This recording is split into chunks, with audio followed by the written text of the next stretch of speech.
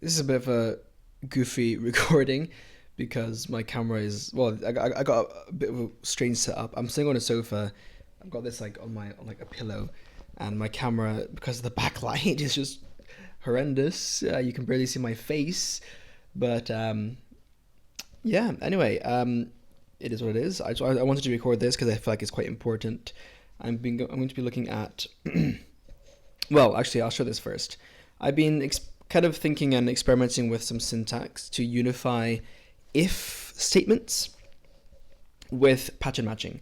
So this is because I think in my last video, right, I looked at Gleam and I pointed out how the case syntax is, well, basically Gleam uses uses pattern matching for if statements instead of if statements. So like it literally just has you pattern match on a boolean, which is interesting. It gets rid of if statements and replaces them with pattern matching, but I feel like we can do better because this is kind of tedious, right? So I thought, what if instead we have something like this, where we actually combine pattern matching with if statements. So it's the if statement syntax we hold on to, rather than the pattern matching syntax we hold on to. And part of this is because if statement syntax is familiar, so that helps.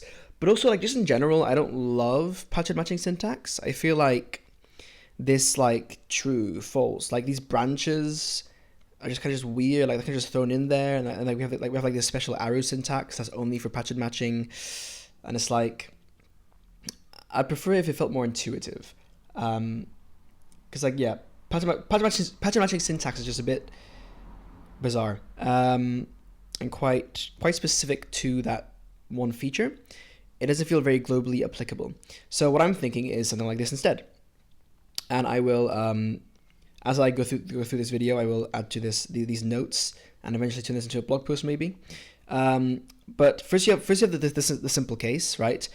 Of just an if statement, right? So I can even add another example here, which is like if x equals 5. No, well, not x equals really. If x is more than 5, then print bigger, right?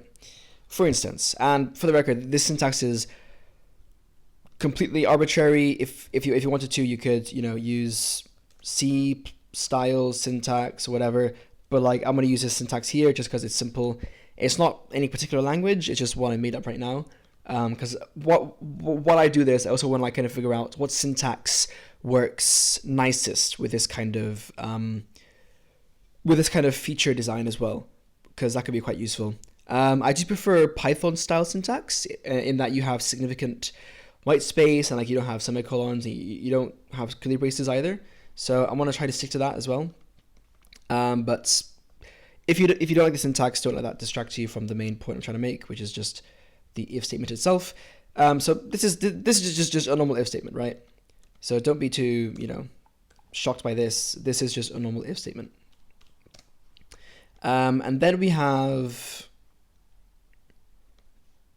this. So this introduces the is keyword, or the is operator, however you want to look at it. The reason I don't call it the is operator as openly is because it may not be overloadable, whether that be through traits or whatever. So I mean, like, it is an operator still, but it's one that would have like built-in functionality, because what it would do is check. Well, it would have a few uses. For the if keyword, for the is operator, it can be used firstly to destructure as you would expect. So results is sum, right? And then what this does, I think I use Python highlighting here. For some reason that seems to work decently well. What that does here is it takes results, destructures it, and then binds onto X. And this isn't too crazy. Like in Rust, you would have let sum X equal result, right? And this is a structured binding, or whatever you call it, where you do like this. With this, what you do is you define Actually, this is a bad example. This is one thing in Rust, but really it's more if let.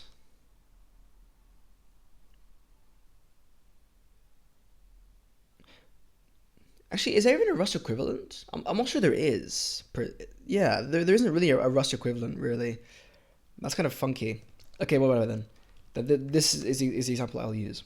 Maybe I'm wrong, but from the top of my head, I can't think of any actual like equivalents to the Rust is keyword, or like to a Rust is keyword. Anyway, whatever. So the difference here is that in Rust you just have some x, and then x will bind to result, right?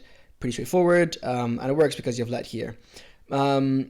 But if I do pattern matching instead, so match on result, because like this is kind of syntactic, well, not really syntactic sugar, but anyway, if I were to do pattern matching instead, I would have some x and then whatever, comma, and then none, right, for the other case. And the issue with this is, that's really arbitrary, it doesn't matter, is that we're binding onto x here, or like binding to x, but like it's not really clear. Like here it's clear, like somewhat at least, because we have let some x, right, which is fair. But then here we're pattern matching on it, which is different. I mean, this is like destructured binding again. Like, I'm sorry, I want to like fuck up the terminology like hugely in this thing, but technically these are both forms of pattern matching, but this one is binding with a let keyword, and this one is binding without a let keyword. That's like my point here. And the issue with that is that what if x is a variable, right? Because like you can also just match like this. I could add this case that specifically deals with the number 5. So if the result is specifically sum 5, then do something, otherwise bind to x, otherwise do this, right? So here I'm not binding to 5. I'm just checking, is this 5, right? So like, what if I have let x equals 3, you know? Well then, now x here is being shadowed, I believe. In Rust, I'm not sure what happens. I assume in Rust here, what happens is that x gets shadowed. In fact, I can test it using a Rust compiler. So let me open Compiler Explorer. Hopefully it can compile Rust fairly quickly. I mean, nice and a quick test. So let's go Rust. Okay, and let's go public function main. We're going to have let results equals some 8, let's say, and then let x equals 3. I'm going to match on result and say if it is sum 5, then print line 5, none. And you know, we could replace none with like an empty case, but I'll get back to that later. Just do none. Compilation failed. Why is that? Non-exhaustive patterns. That's true, actually. Okay, in that case, let me just do base case here for now. Okay, so that's unused. Okay, so this, where's my output? I get warnings, but do I get output as well? Yes. Okay, return none. Okay, so let's add this back, and now let's add a sum, and let's do y for now. So let me zoom in a bit because it's a bit small, and let's put y. Okay, so then here this binds onto y, and if I do x, let me go ahead and print x.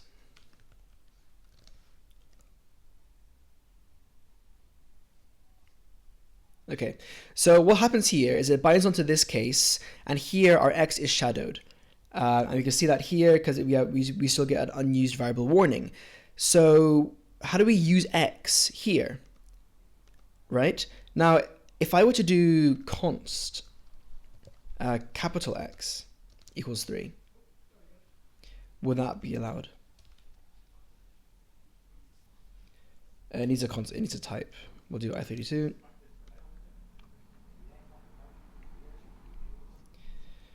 Non-exhaustive patterns. So this works. And I'll do some y here to catch the other cases. and just print y.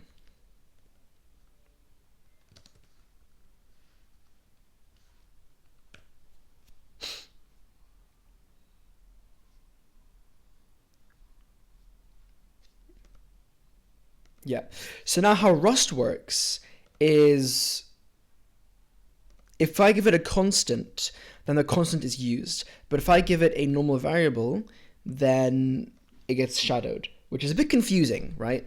And like kind of something you just kind of have to know and like learn and like remember. And it also requires, well, it's convenient as well if constants conventionally, I mean, not in this case in Rust, it's enforced by the compiler that constants have to be capitalized, right? In shouting case. So that's how Rust works. And yeah, I just don't like it. Like here we have sum5, which is a value check. Then we have some x, which is also a value check, which you can tell, like just looking at it from the capital X, that helps. And then you have some y, which is a binding. But like, it's just not very, it's not as clear as I would like. And this doesn't work. Now for C++, there was some version of pattern matching which was proposed, which let was used to make it explicit that there was a binding going on, but especially because constants in C++ aren't guaranteed to be capital letters, and so on and so forth. But anyway, so that's Rust.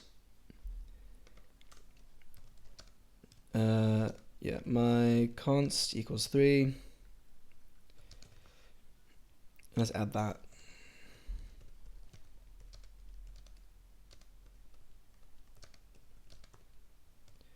As an example, might be useful later. Yep, so this, whoops. Yep, so checks 5, checks 3, binds to x, and then none is just the base case, right? So that's whatever. Whereas if you have def, it's just clear. It's just clear. That's my argument. So anyway, so usage of the keyword. The first one is actually without the def, which is just this, the empty wildcard, whatever, where we're just saying we don't care what the result is, or rather we don't care what's inside here. We just care that it is some and then something inside, right? So this is the is operator, where we say result is some, and then if result is some, then result is some, and this will return a boolean. So this is a boolean. In fact, I could probably just represent this normally.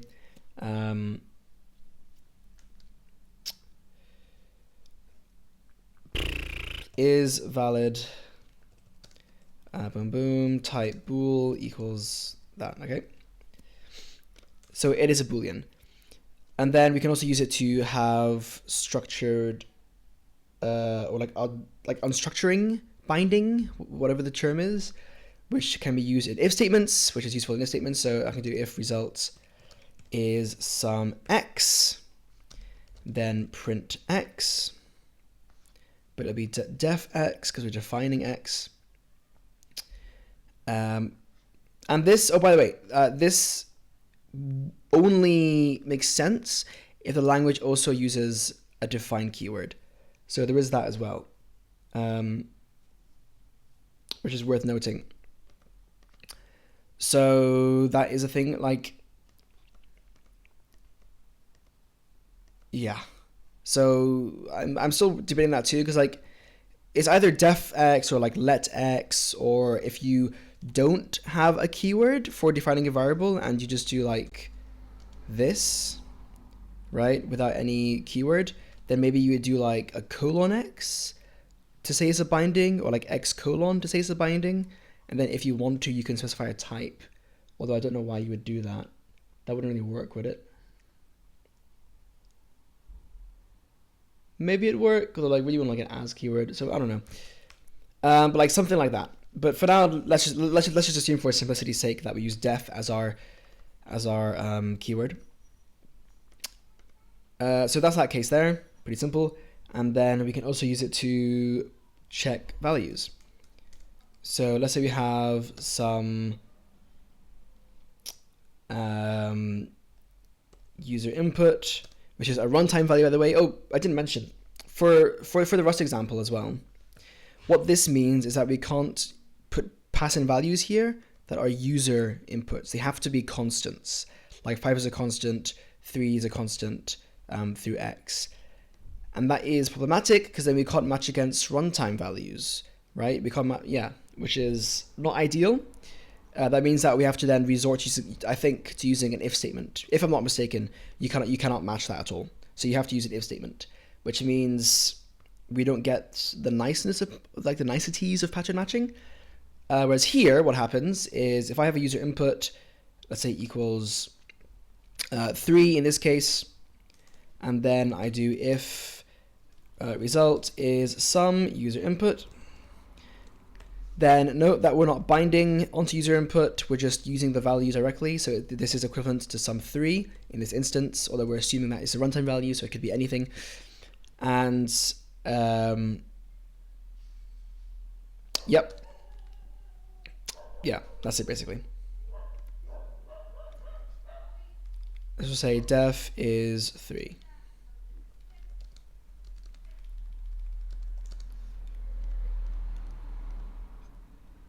And that's how that works. And then if I do it in a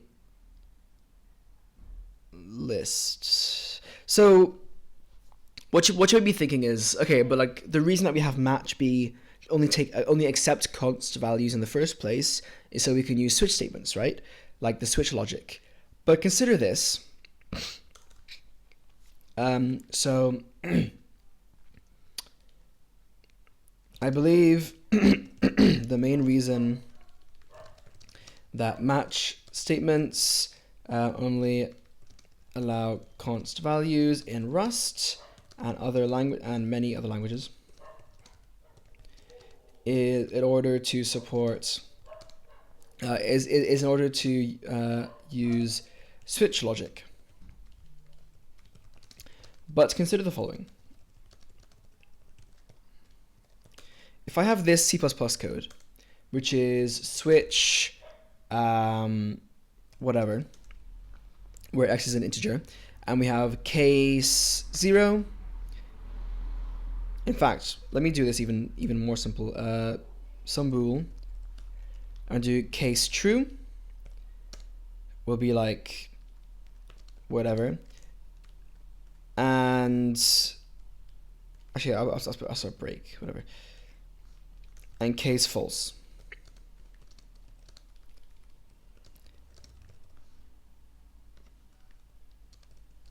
Okay, so this is for C++/C. In this case, if I understand correctly, the compiler will just turn this into, like, it won't use switch logic here because it'd be wasteful. I'm pretty sure in this instance, the compiler will just turn this into a normal if statement. So then we just get if some bool, then do this, otherwise do this. Like, I'm pretty sure that's what happens because that's more optimal. So likewise, for a match statement, why couldn't we accept runtime values and then just say, like, if we were to convert it into a switch statement, right? Then it would end up looking like this. We have our switch, right, on X, and then we have all of our switchable cases here, and then for the default case, we put all the other stuff that isn't valid. So if, and then runtime stuff here, right? Like, why couldn't the compiler just do this implicitly behind the scenes? I don't understand why this isn't possible. Now maybe it isn't possible, in which case, damn. But I believe you can. Like, I don't see why it wouldn't be able to. So assuming that this is possible, then sick. Then just allow runtime variables, as I do here, and then just let the compiler do its thing. Because either way, the compiler is going to optimize the switch statement, and convert it to an if statement if that's convenient. So, or optimal. So in that case, nothing really changes in terms of like implicit what is switch, what isn't. Like it doesn't matter, and the user shouldn't care about that anyway, because I mean, obviously they should care about it, but like they shouldn't have to think about it in their code as they write it. Really, it's more just useful to know for like analysis sake. And it would be consistent, so that's fine. So that's my understanding of it, which is why probably one of the why my particular idea for this if statement thing is different from what other people's would be.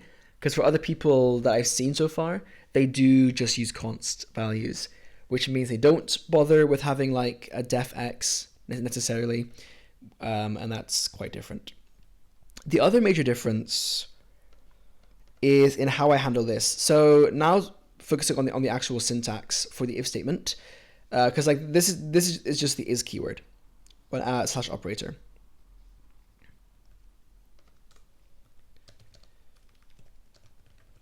What I also have is the actual syntax, right? So the if syntax.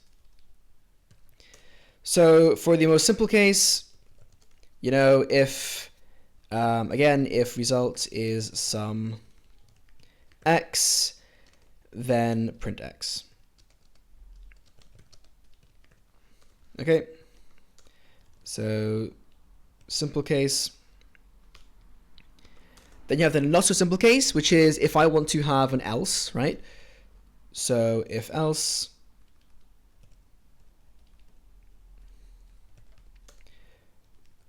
would be just if result is some x, then print x, else print none. Right? And we also have if, else if, right? Which you could argue for like elif or whatever, but I'm not going to focus on that here. That's more just specific to a language's design. This particular feature doesn't really care about that. And likewise, like you could use a different word than if, like you could use case instead of if, but I feel like if is quite short anyway and succinct and like it's fine. And like it reads well, and it's like yeah. I feel like if would beat out other alternatives anyway. But if result is some x. Okay, actually, no. Let's do the shapes example because I want to have multiple cases. So if shape is let's say rectangle R, then print. Sorry, R doesn't make sense, does it? It contains a rectangle. No, yeah, I guess it does. I am a rectangle with width, and then r.width, let's say.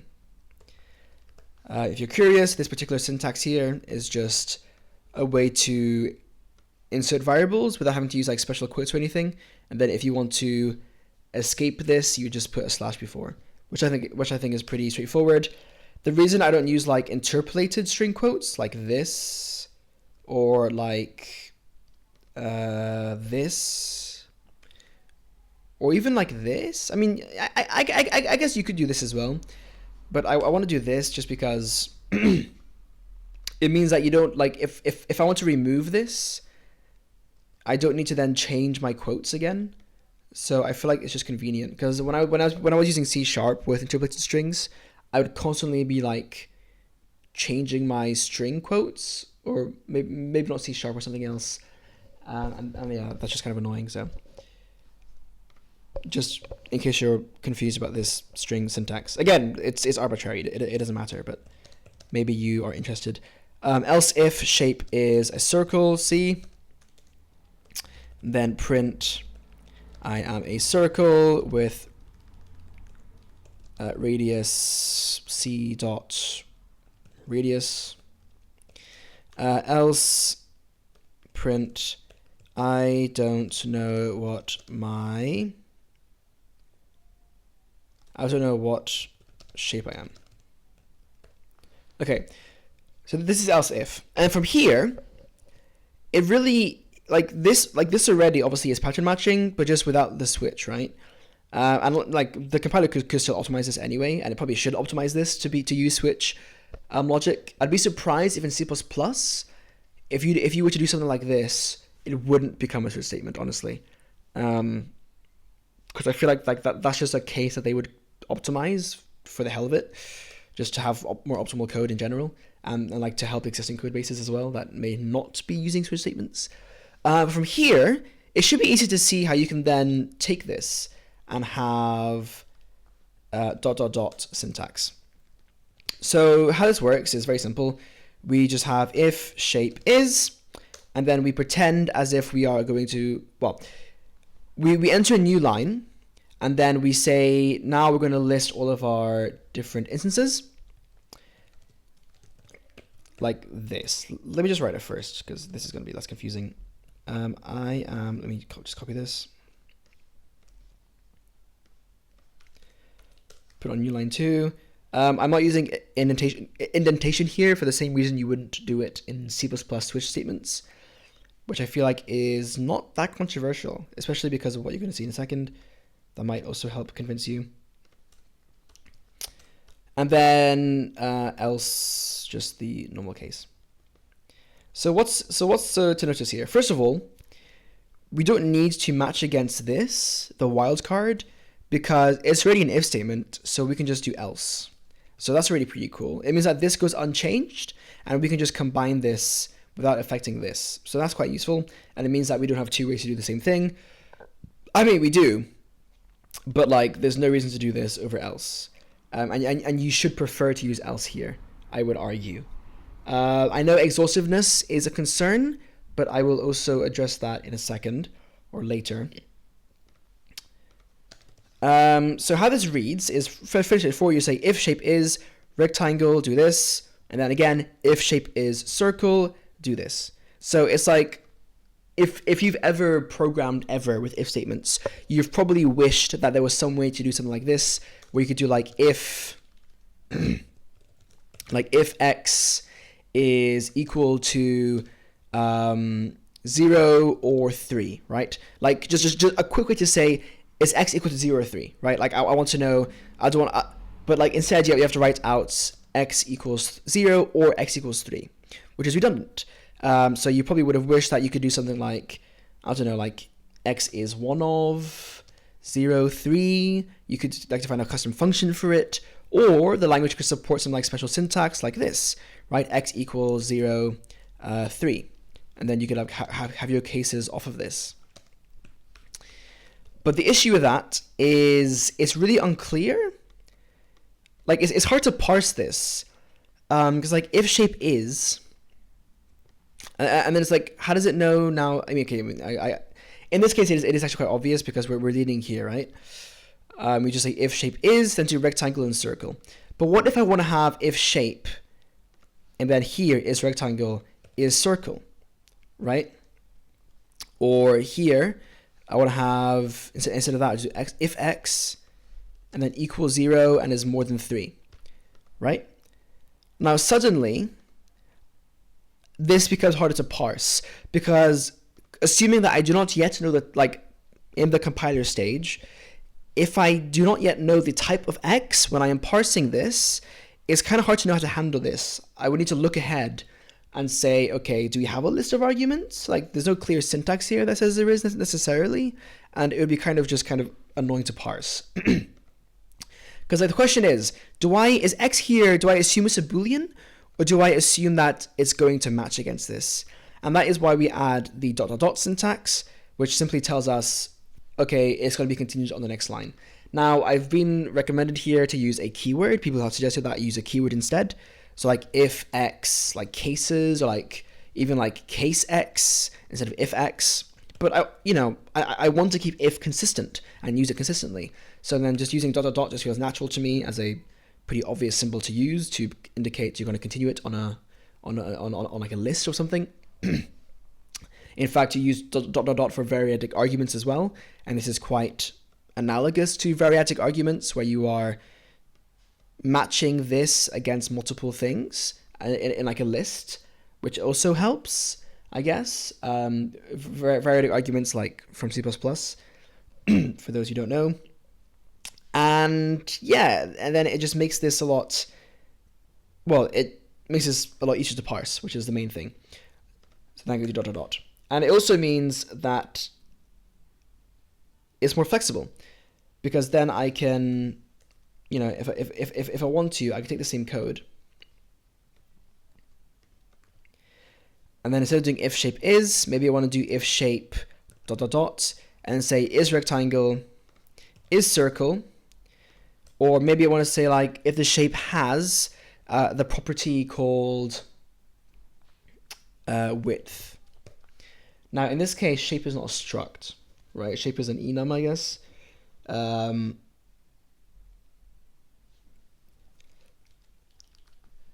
So I don't know, like if shape has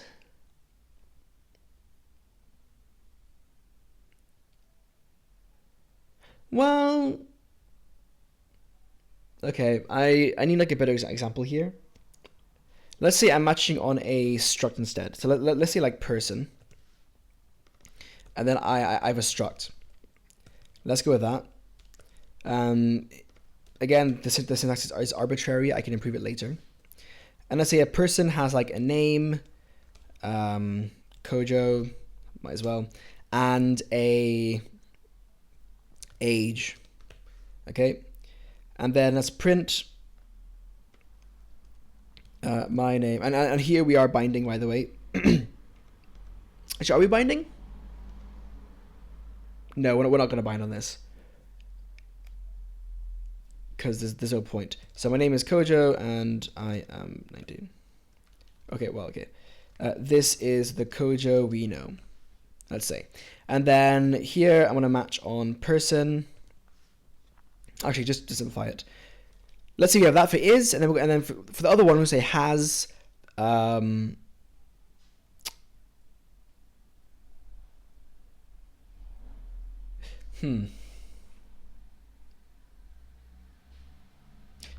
Okay, let's do this instead. This is a better example. The has keyword is for polymorphism. The reason, I mean, this is if you have a has keyword in your language in the first place. Obviously, you don't have to. I just want to like kind of use it here to illustrate a different example. So let me instead have an animal where we have a dog. Oh, I'll do cat actually, because I don't like dogs. We'll do a cat.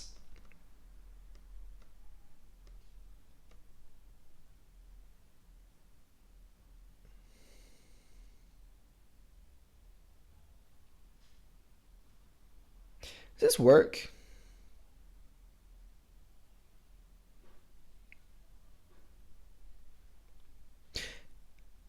You know what? I'm gonna scrap this example, just because it assumes a lot about how the language does like polymorphism. So I might come back to that later. For now, just use this as the example instead. So you have x equals 0 and x is more than 3. Okay, in fact, I'm going to do is 0 because I believe is can replace the equals operator. So I will also elaborate on that in a bit. But yeah, whatever. Like print x is 0. Print x is greater than 3. And then you can put an else there, but you don't have to. So that is cool, because it means that you can mix operators on this and solve this issue. So the ... isn't necessary here per se, but then if I want to also support this, just if shape and then like a list of things, then that becomes hard to parse. So having ... there allows both to be allowed, which is why it's quite handy. And yeah, I feel like that's pretty simple. I mean, like that is basically it as far as if syntax goes. Yeah, so like this is pattern matching. But like notice how there isn't, by the way, notice how here pattern matching isn't like exclusive to an if statement. The way that pattern matching is being done in this case is via the is keyword. That's it. Because what is will do is it will match it against a pattern. and then return a Boolean, right? And also allows structured bindings. This should be def R, and this should be def C as well.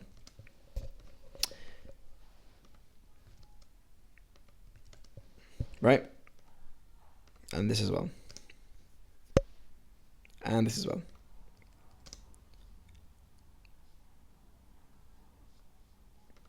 Okay. Yeah, so all the pattern matching happens within the is keyword. It is a property of the is operator to pattern match. And that means that it is not exclusive to match statements. You can use it anywhere, as I've already demonstrated here, right? You can use it you can use it here to assign to a Boolean, and you can use it in if statements, and you can use it, I don't know, in like a loop for like a looping condition or something. I don't know, whatever. But it's flexible, which is useful, and it's why C++ has also talked about adding, well, for Herb Sutter's proposal for this, he discussed having is and as keywords, not just for pattern matching, but also for general language feature, as a general language feature, which I think is really cool and really useful. So now to elaborate on the is keyword a bit more, or the is operator. The is operator replaces the traditional equals operator, equality operator. So in this case, you wouldn't need the equal sign either. So like 3 is 3. You could do x is 3, 3 is x. Is also fine, because here x is just a value. This doesn't bind, which again is another reason to have explicit bindings, because then what if I want to do this, right? Like here, this doesn't work because I'm binding onto x. I mean, actually, no, this does work. So yeah, so this works, but it just binds everything, which is the difference. So I'm gonna take my hunting to what's a good language here? What's a language that like actually supports the is keyword? Languages with an is keyword. Python use it for object identity. Yeah, so notice how Python uses it to check if two values have the same memory address, which I think is quite interesting. C#. Okay, that'll do. C#.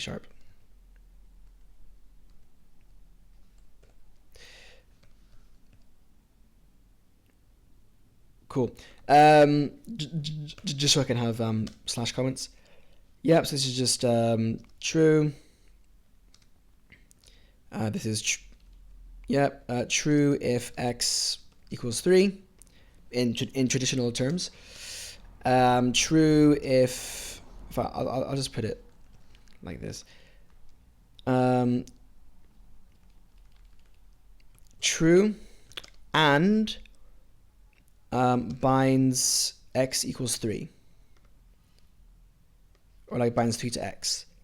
So here, not like by doing 3 is def x, we define a variable called x which contains 3 and then also returns a Boolean, which I don't know why you would use this, but it's a thing you can do because we have explicit bindings there. So, pretty cool, I guess. If you want to do that, I don't know. Again, like I don't know what that's useful for. Maybe it's more of an anti-feature than an actual good feature, or like an anti-pattern in that you shouldn't use it. In which case, you could have the compiler disallow it. But that's something to explore. I don't know. You can also do destructuring. So x is some true if x is some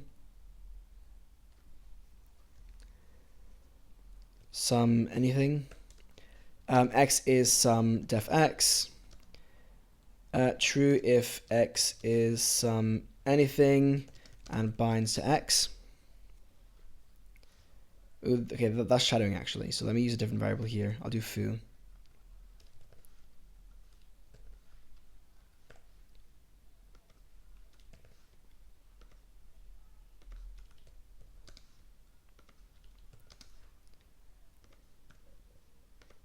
And foo is some x. I mean, that's just passing a variable, a value. So I'll put it here instead. Foo is some 3. True if foo equals some 3. And then the other thing you can is you can use it for structs as well. But you know, same logic really. And then what instead the I equals operator can be used for, if you want to keep it, is for reference, right? To check if they are equivalent. So instead, we can use equals for equivalence, which is specifically only to compare L values that share, to compare whether two L values share the same type and address. Now type is important as well because a float and an int at the same position technically aren't the same. So that's quite, it can be quite useful, right? So we have, let's say, define foo equal to 3, doesn't really matter, right? And then define bar, and we're going to use C syntax here for the address of bar, address of foo, sorry, to say that it's a reference, right? Or like bar. Okay, no. Let's have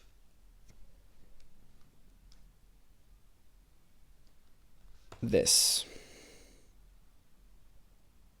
I know it's goofy, but just bear with me here, okay?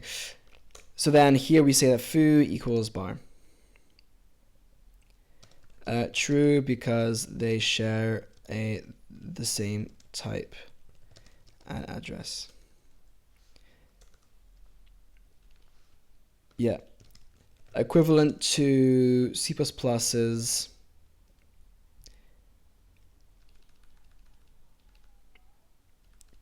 okay. So like it this is equivalent to the following in C++.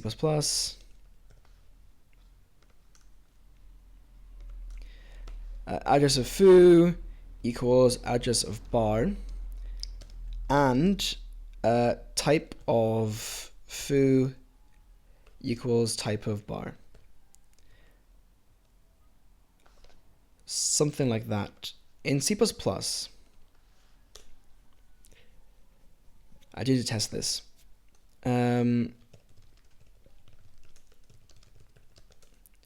So let's say we have int foo equals 3, and then int reference bar equals foo, and then we're going to standard cout foo equals bar. I mean, in this case, it's true anyway.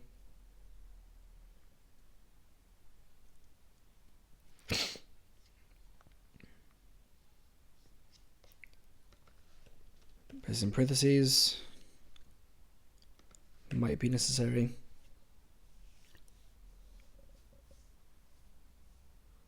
That should be valid, no?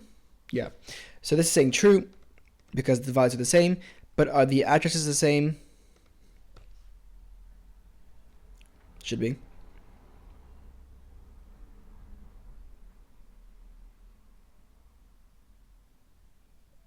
Yes. Now what I wonder is if I were to cast this to a float pointer, would this still work? Or would it be a type error? Yep. Distinct pointer types. So that doesn't work. And can I do a float reference instead?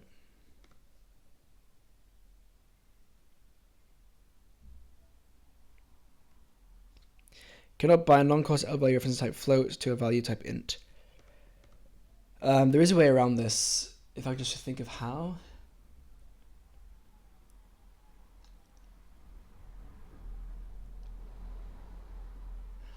Is there a way around? Actually, I don't know if there's a way around this, to be fair. But like, let's take a float pointer for this, and we're going to dangerously cast it as well to a float. And then we're going to say, does the address of foo equal bar? And it should be no.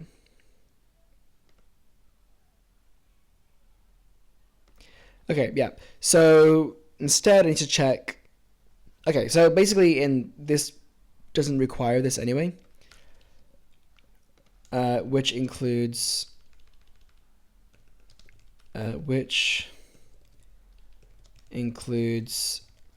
type checking as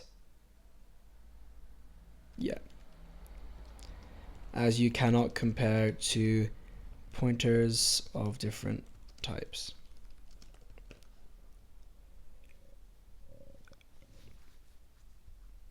So you could do that if you wanted to, although honestly I would prefer to just have this. But honestly, wrong place. But honestly, I'd prefer to just get rid of double equals and instead use @ equals or something, and equals. I'm aware and equals can be used for bit shift operations, but I want to get rid of those, or like at least get rid of using common symbols for those, because that's just confusing. So yeah, that is basically my idea. Now that took me 46 minutes to explain, but hopefully you can see the vision. Maybe I've overlooked something really obvious, but I think I haven't so far. And now I want to have a look at these papers, which I haven't even mentioned yet. So have a look here.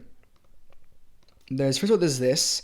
The Ultimate Conditional Syntax is a 46-page paper by, I think there's 2 Chinese people. No, two Hong Kongians. I mean, it's technically part of China, but say what you will.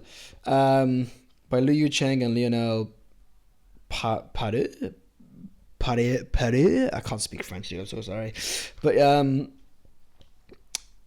there's this paper, which is very long, and there's also this blog post, which, I mean, is it a blog post? I guess it is. Although really it's like structured more like a paper, right? So let's read this first, because obviously it's shorter. This one was sent to me by someone in the Programming Languages Discord server, or Language Design Discord server, whatever it's called.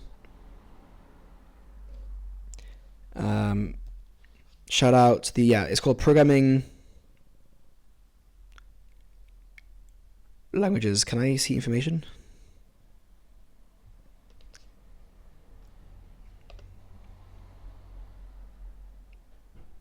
Okay. Programming Language Development is called. Yeah, so shout out that server. But someone sent me this thing. I think this is their own thing, so let's have a read real quick, because I'm curious how they do it as well. Replace the different scientific films. So yeah, so by the way, I was quite happy to find out that I'm not the only one who thought of this, because like so far, if you've watched this video, you might be thinking like, why? Like, what's wrong with just having if and match? And the rationale is that I want to make things more intuitive by having less redundant features, so like less ways to do the same thing. That's just important in general, and it also helps keep the language smaller, which is also important. Keeps code bases more uniform, right? Makes optimizations easier to reason about, or like easier to implement, because you only have to consider because you have to consider fewer cases, right? So like it's less work as well. And then you have less potential for edge cases. Plus, it's just easier cognitive overhead if you can just use the same thing in the way you would expect you to. Like it's another reason why I want to have def x instead of implicit bindings.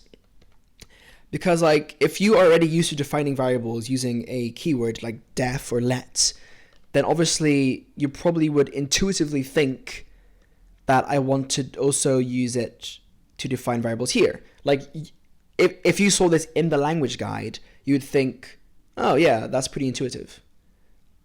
or like not. I mean, not even pretty intuitive. Like you'd say, oh yeah, that makes perfect sense because like it just matches, right?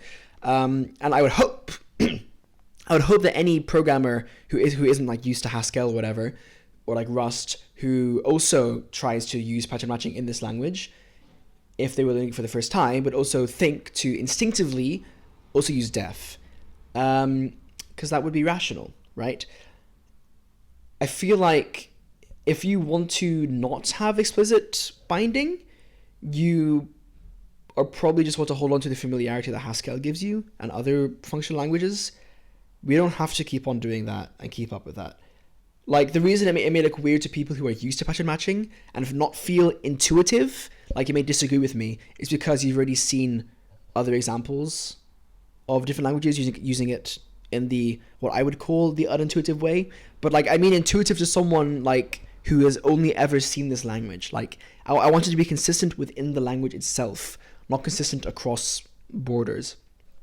So that's my reasoning there. So I'm glad that other people also seemingly agree with that. In fact, I'm shocked there's a 46-page paper on this. I mean, I don't know how like legit this paper is in terms of like how like I don't know how like academic it is.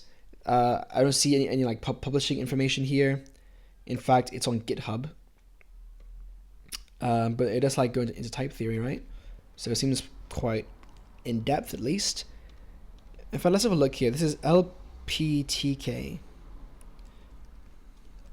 LPTK. Right, so this is laying out. They've made a few different languages. Or 2 languages, at least. That's pretty cool. And that's their main website. So this is Squid. Squid is made in Scala? Really? Damn. Oh, it's all language. No, it isn't. No. Okay, no, it's all language. Never mind. Because that would be interesting. So this is their website.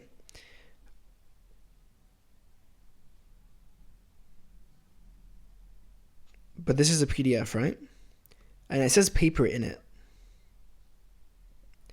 I'm looking for PhD students. Okay, so they are a professor, seemingly. Or if not professor, at least a university doctor of sorts. RSS feed, publications. Okay, so MLScript is their language. Have a look at that. Publications. They work at the Hong Kong University of Science and Technology, so it makes sense that they made a paper in Hong Kong, despite being what I assume is French. And these are his papers. Okay. Okay, so it's like these are like proper publications then. And this is this one that I'm reading, right?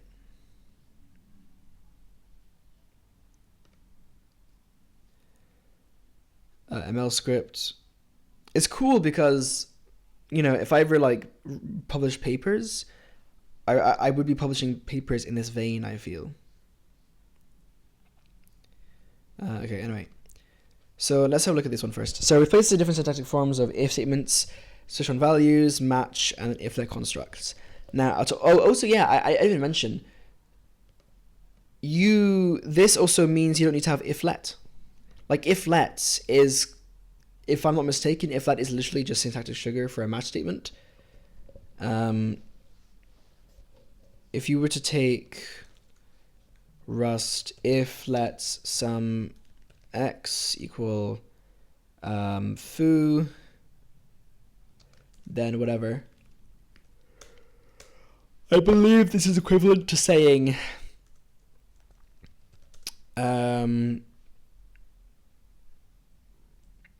match.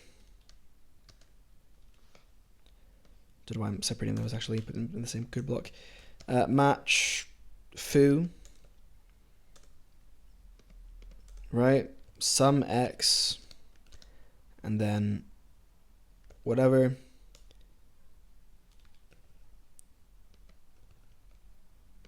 And then just an implicit do nothing otherwise.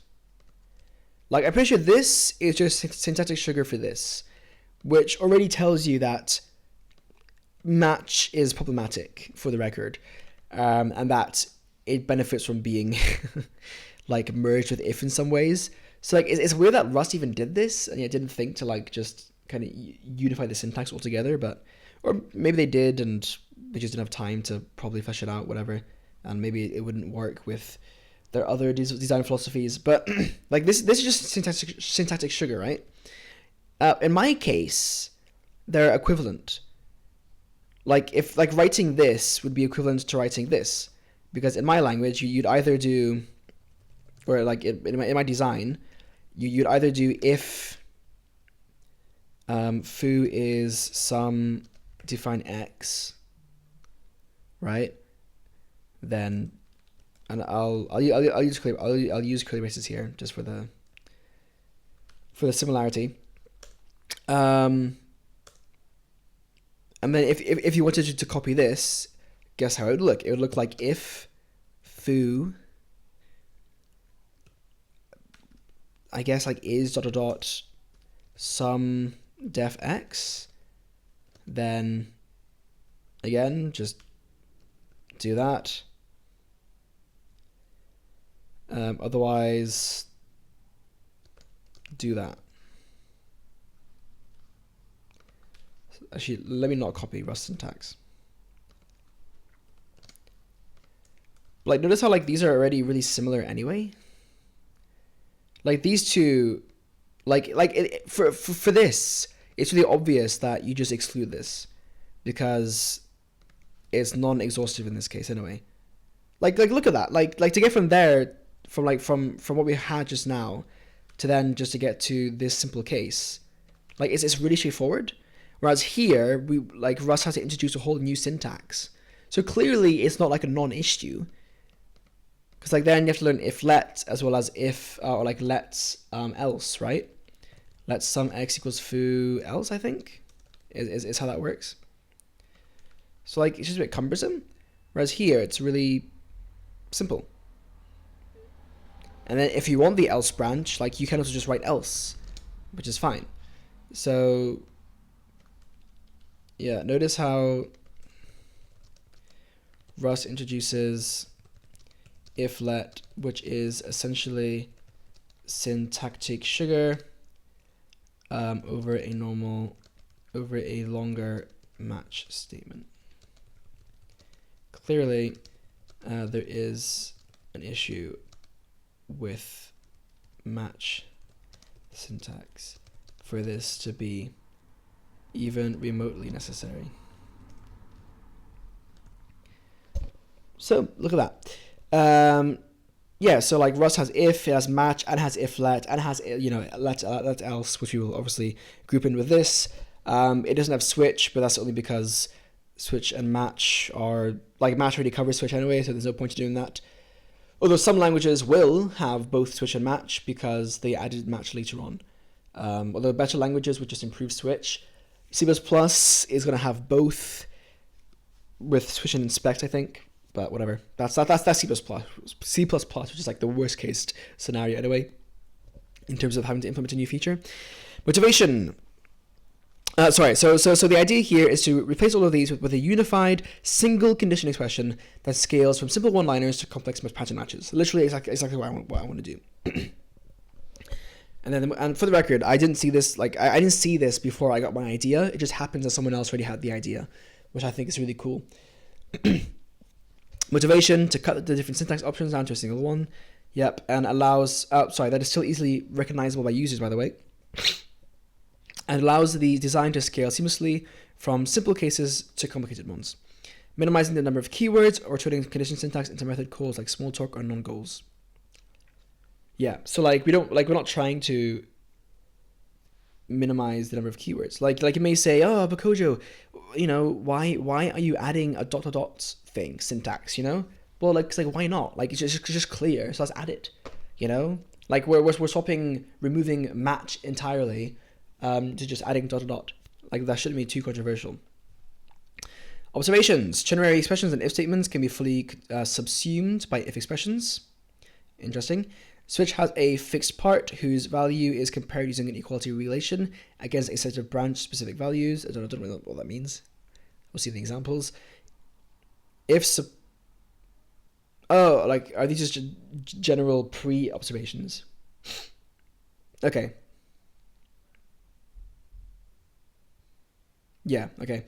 This I do understand, never mind. If supports arbitrary conditions, but allows more than 2 branches only by chaining if to an else, right? So you have to do if-else, which is cumbersome, right? Like, parts of why pattern matching is also quite useful instead of if statements is because it's just like less verbose. But even then, it could be less verbose even more. Splitting conditions into a shared common part and individual condition continuations conflicts with mandatory parentheses around conditions. Into a shared common part. I mean, that's if your language has mandatory parentheses around conditions, I guess, which isn't always the case, but okay.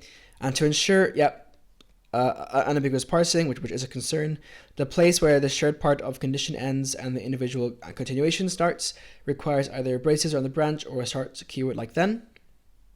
True. The place where a branch ends and the next individual condition starts requires either braces around the branch, a keyword like end, or punctuation like this. Yep, it's why you have the C++ issue, common issue, right, where you have this. If, and then without the braces, and then you have like if here, then like an else here. Or maybe you have an else here. Like, which one closes which? I mean, honestly, it's really easy to visually parse as long as you just use indentation, which is yet another reason why significant white space is actually quite good in the language. But I know that it does trip some people, and it's a very common example. And it's also why languages like Rust force you to use braces. And indentation and sensitive syntax can be alternative to both, but may or may not fit into the target language's desired overall look and feel. So if you do want significant white space, perfect. If you don't, then you have other issues to deal with as a result, and you need to kind of make up for it as a result. And I will note, unambiguous parsing, not only does that help the compiler, it also helps the reader. Like, I know we're used to resolving ambiguous grammar in our everyday human language, but that's because that's human language. When we design a programming language, we don't have to, force ourselves into the same pitfalls that human language does. Like, we can intentionally design it to be as clear as possible. And so if I read this, maybe I see this and I'm like, if X, and then like my brain will have to then look ahead to think, okay, is this a match or is this a Boolean? But whereas if I just do ... and have that as part of the language as a requirement, then my brain doesn't like have to really do much at all. Like, it's just a bit easier. I mean, like this is a very trivial example like the brain could very easily figure out, but my point is it's still just less overhead. So let me write this in my notes. I don't know if I have already written about this.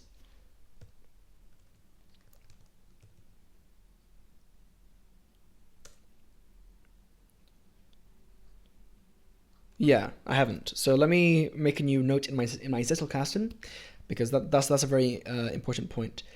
Not only designing a programming language with grammar and syntax that allows for unambiguous parsing is not only helpful for the compiler's parsing, but also the programmer's parsing when they read the code, since the brain, even though we are very much used to resolving ambiguous grammar in our everyday, since human language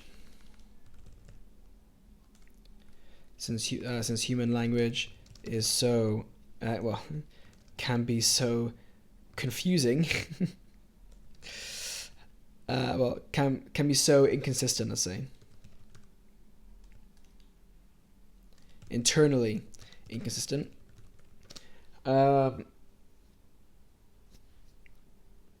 We have an opportunity with programming languages to make them much more conveniently designed. To design them to be much easier. To be much more convenient and easy to read. Yeah, so unambiguous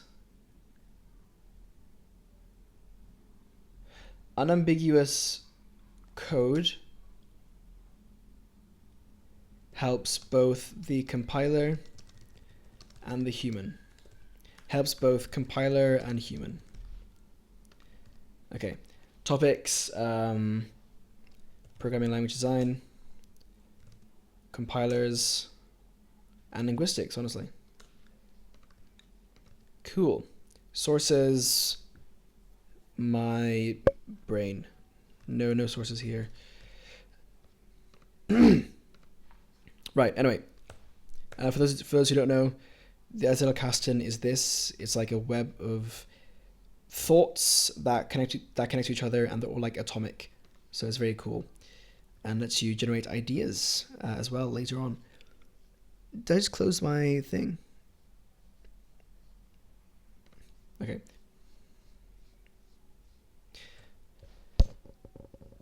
Yep, so considerations. Alternative keyword choices to if are match, switch, or when.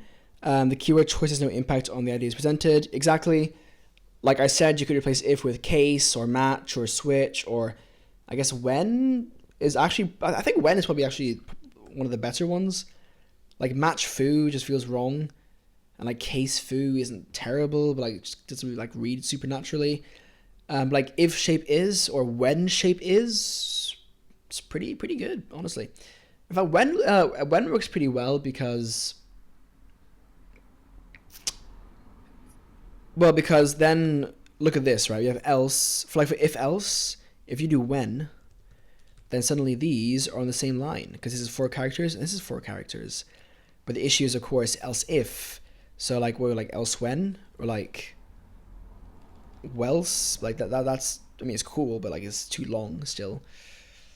Wulse, like was I don't know, bro. Elen. Else when Elen. Ooh. Hey, that could work. Yeah, put that in the backlog for ideas. But you shut up, I'm trying to... Hilarious. But like ultimately it doesn't matter for this idea particularly. And they're not strictly required. ... may be used to make the division between the shared part of the condition and the individual condition continuation more apparent to the reader. So this person also uses ... is that right? Okay, they don't show in their examples. But that's cool. Oh, we're not required. Okay. Interesting. So it seems like this person has also considered ... but they don't make it required, whereas I do. So that's cool. For the code examples, hypothetical language with indentation sensitive syntax and the keywords if and then has been chosen. Yep. So simple case, right? If x equals 1.0, then a else x. This is an expression. Supporting expressions is not particularly difficult anyway. Like if you were to combine this syntax with if expressions,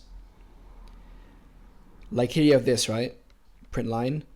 You could just do if result is sum def x, then x else In fact, even without those, just do x, else I don't know, 0, right, for an expression. Like that's perfectly fine. Poly voice crack. A shared comparison operator for multiple condition continuations.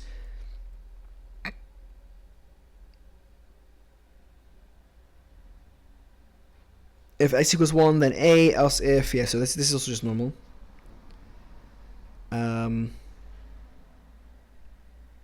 Yeah, so else if, by the way, would still have to be supported, which is fine. It just means that like you cannot also pattern match if you want to. So like I guess there is the issue where people don't have to use the most compact version, but like because of how this works, like because of how this basically desugars to this, the compiler shouldn't have a difficult time reading this and then telling the user, if they have like linting enabled, whatever, that, oh, by the way, you can simplify this by turning it into a list. So that shouldn't be too hard to do with the syntax as well. So that's another benefit. Different comparison operators, yeah, that's okay. And then you have method calls. Oh, I see. Okay, I'm blind. So here what he's done, or she or they, whatever, they have done this, right? So they support if x equals and then list. So 1 then a, 2 then b, else z. Also if x and then equals 1, 2, and then I think with optional dot syntax, but only optionally. Again, I would require it. X equals 1.0. Here we're using different operators, so that's quite cool. And that's the benefit of supporting this. But again, you kind of want ... to make the best use of that. And then also method calls is interesting. This one I didn't think about, but yeah, for like dot syntax, there's no reason why you wouldn't be able to, right?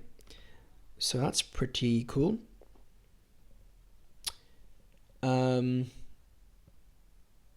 Yeah, cool. Now pattern matching with the is keyword. This person has also come up with the same idea there. So yep, is person Alice, is person Bob, let age. They also use explicit bindings. So really, I mean, we've essentially come to like the same idea, more or less, which is yeah, it's pretty cool, pretty damn cool. So I'm kind of shocked that I haven't yet like come across a language yet that also implements this. But hey, one day. While is being just another binary operator, is not strictly related to unified conditional expressions. Its use in unified conditional expressions unlocks support for additional functionality. Yeah. So it's not strictly related to this. So like saying that like is also a general purpose operator, which is very nice. And it also supports wildcards and guards. Like guards, I think, are these. Like it must be Alice. And bindings are explicit. Flow typing for polymorphism. Now again, this depends on how you do polymorphism. Like here, cat is a struct, I assume. And like when we say pet.meow and pet.bark, we're calling functions from this. I mean, I guess you can assign functions to enums as well in Rust even. But a unified struct and enum syntax, or rather struct and tagged union syntax, so product types and sum types. That's another thing I want to focus on at some point, and I will get around to that as well. But for now, let's just assume that everything is an enum, because that makes things quite easy to think about. Then, yeah. Notice here, though, that it's not cat C or dog D, they're calling pet here. And that just depends on whether this is an enum or not. I don't know if it is. Maybe like cat is a struct containing multiple elements, and therefore like you can't just call cat. So pet just makes sense there in that case, because pet is, yeah, like assuming that's how that works, then you would use pet here. And then pattern guards are these. Oh yeah, these are guards. But like it works seamlessly because you can just extend it like this, right? So it's very straightforward. And this is cool too, because you can do like, you can bind this and then check it here, right? Now I think C# has a funky, I say funky, really I mean cool, a pretty cool way of doing pattern guards, where you can literally just put more than or equals to 18 here, as opposed to having to do like and here, which is pretty cool. That'd be pretty cool to support, honestly. But, you know, for like a simpler case, this works perfectly fine. And then replacement for if lets as well, you just don't need it. So, yeah. I mean, that's it really. Like, that's kind of all there is to it. I would have a look at this person's other things too.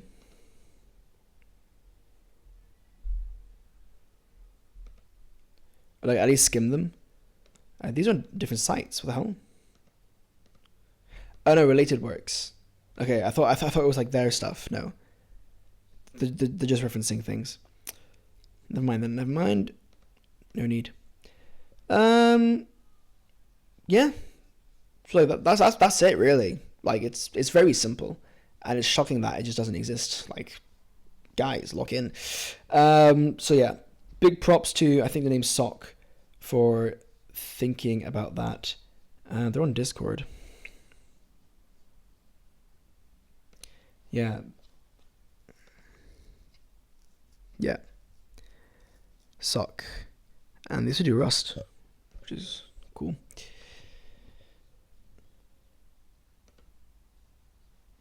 So that's that.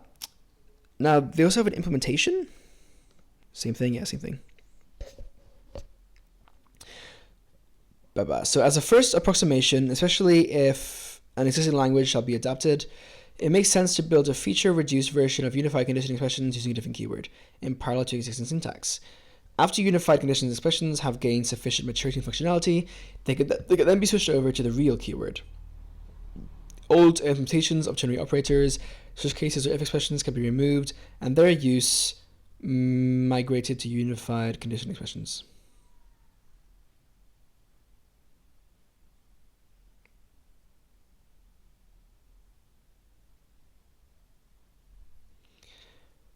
Okay, so this is talking about like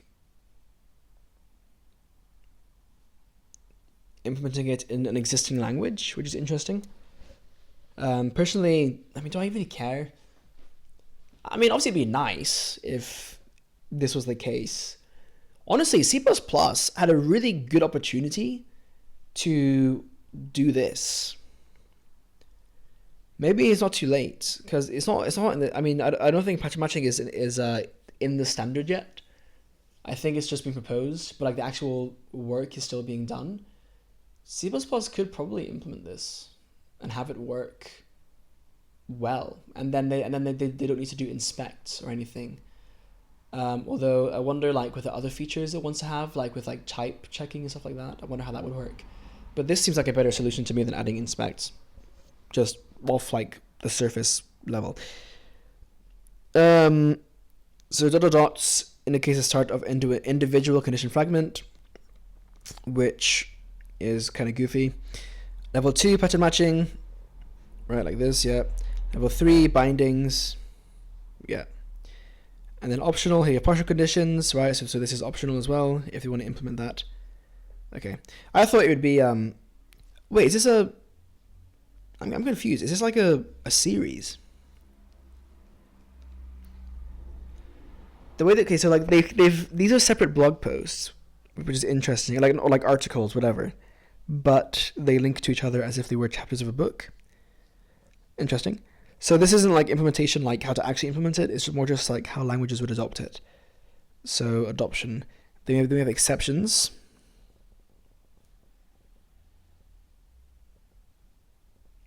To replace try catch. That's interesting. Yeah, sure, why not, right? OCaml has extended its pattern matching syntax.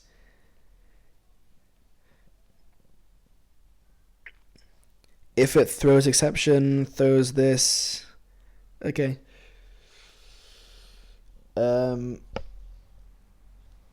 Yeah, pretty cool, I guess. I mean, even just like catch blocks. Or the catch is fine. Yeah, I don't know. I don't care too much about exceptions anyway. Comparison with Rust. Simple if expression is the exact same in Rust. Multiple cases would be a match statement. Notice how this is 4 lines of code, whereas this is 5 lines of code. Granted, that's because of the braces here. If Rust didn't have the braces, it would be 4 lines of code each. So like it's still like it's either less or it's equal, right? But also, what's more impressive is that you don't need indentation here. Like conventionally, you wouldn't have indentation here, which means you just have one less layer of nesting, which is actually more important than you think, especially when it comes to like having nested matches. That can get quite deep, and you do want to avoid nesting if you can. Obviously, like it's necessary to have nesting, but I mean just if you can avoid it, you would probably prefer to. If X multiple cases, yeah. Did I just read this? No, this is different. Yeah, so for any other cases like this, right, to have different operators, for Rust you have to do this. You have to bind it and then say if X is not equal to 2, it only works for equal signs, yeah. So like if you want to like more than or less than, not so easy. But, it works. Kinda.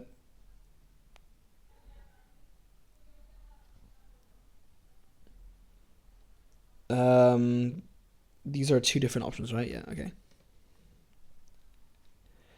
If let statement, just this, right? Here, if you do let sum, if let expression,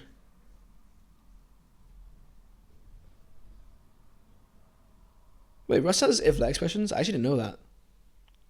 Or maybe it doesn't. Let results if equals if let. Huh? I guess because Rust, I assume because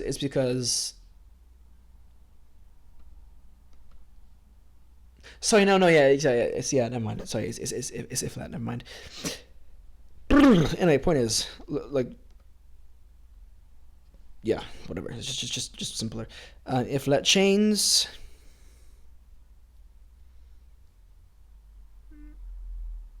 not the same thing. Let else.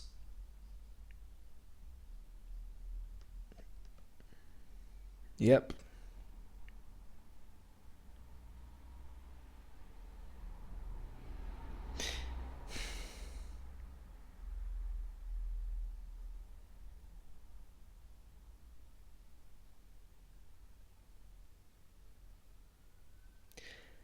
This is more verbose, yeah.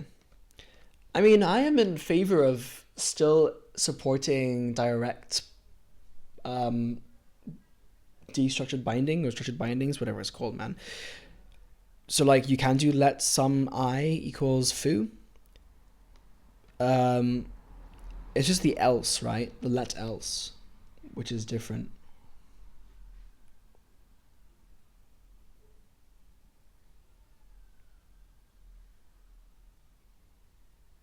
So like, would you support let else? Probably. I mean, like, yeah. So like, if let is pointless, like that's not needed. But let else is pretty useful. So maybe you'd keep that feature. Anyway.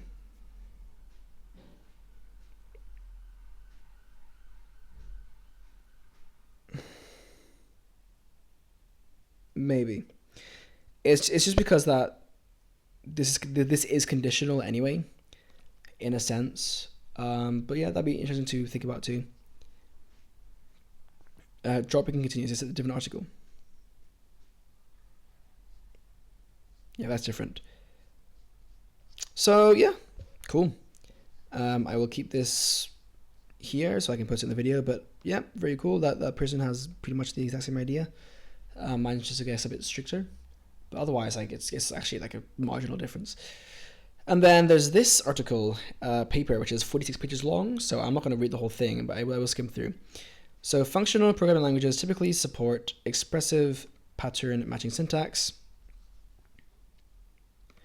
allowing programmers to write concise and type-safe code. Oh yeah, sorry. So I didn't talk about exhaustiveness. I need to do that before this recording ends, but okay, I should at least do the abstract, right? Many features have been proposed to enhance the expressiveness of struct pattern matching syntax, such as pattern bindings, alternatives, conjunction, disjunction, and conjunction. How does that work? I wonder. Like, oh no, yeah, I guess I can see what that means. Like, yeah, okay. View patterns, pattern guards, pattern synonyms, active patterns, if let, multi-way expressions, etc. In this paper, we propose a new pattern matching syntax that is both more expressive and simpler and more readable than previous alternatives. Our syntax supports parallel and nested matches interleaved with commutations and intermediate bindings. This is achieved through a form of nested multi-way if expressions with a condition splitting mechanism to factor common conditional prefixes as well as binding technique we call conditional pattern flowing.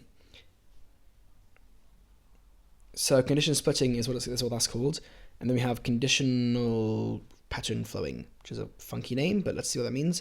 We motivate this new syntax with many examples in the setting of ML script, a new ML family programming language.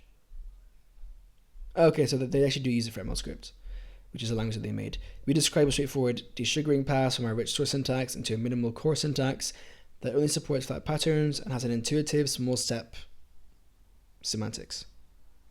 Then there's a translation from the core syntax into a normalized syntax without backtracking, which is more amenable to coverage, checking, and compilation, and formally prove that our translation is semantics preserving. We view this work as a step towards rethinking pattern matching to make it more powerful and natural to use. Yeah. Our syntax can easily be integrated in part or in whole into existing as well as future programming language designs. I agree. Awesome. So, introduction. Okay. So in this paper, we propose turning it on its head, treating it as a generalization of if then else by adding destructuring and binding capabilities to Boolean expressions. Yeah, so I didn't mention also, like, the real power of this as well is that, I mean, I did kind of mention it, but to be more explicit by what I'm trying to say, there's no magic now. Like, we have removed the magic from pattern matching. I mean, obviously, like, you still have pattern matching, but like, it's not exclusive to match statements.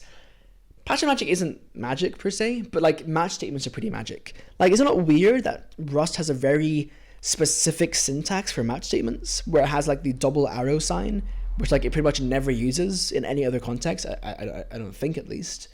And like other languages like also follow suit by adding some special syntax. But like, why?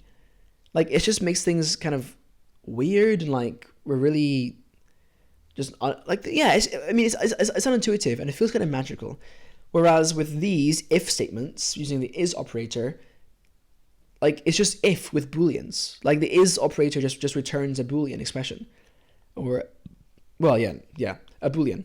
Like, it just evaluates, the if statement only accepts boolean expressions. Like there's no special case where the if statement sometimes accepts pattern matching and sometimes accepts booleans. Like, no, it only accepts booleans, so it's perfectly normal as you'd expect it to be. And then like there's nothing special about it, so it's very straightforward, which is awesome. So yeah, so we got UCS. If x is sum A and y is sum B, then A plus B else 0. Sick. Which is really cool, actually.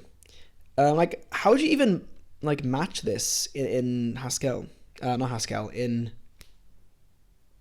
I will actually add this.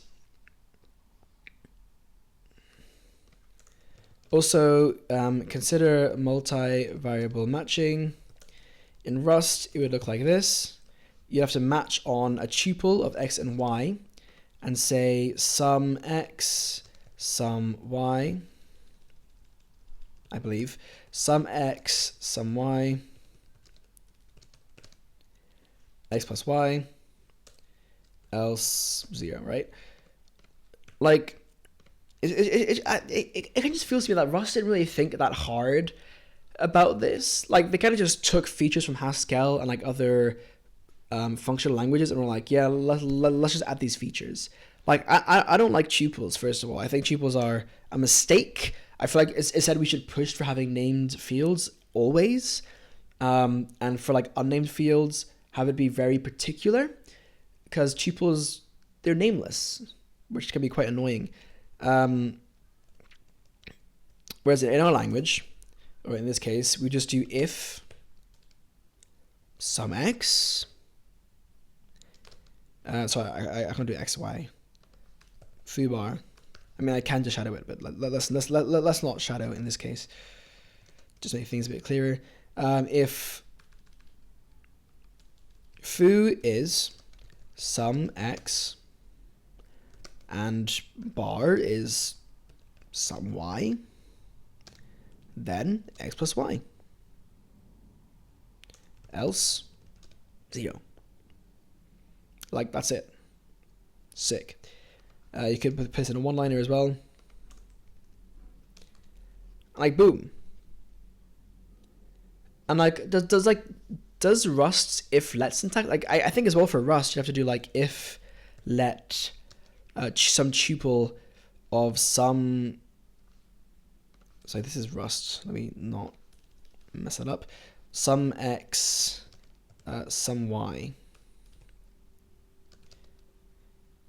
If let, then x plus y.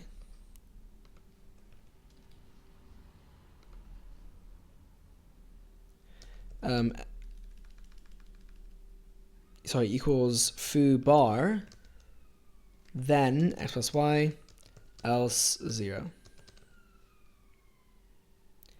This is the equivalent, right? So like, tuples, man. Like, we have to rely on tuples, whereas here we just say and.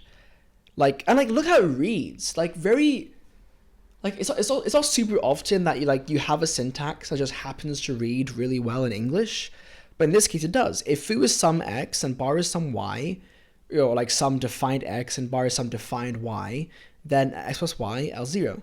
Whereas here it's like if let's, already if let's, like, that's already kind of hard to read.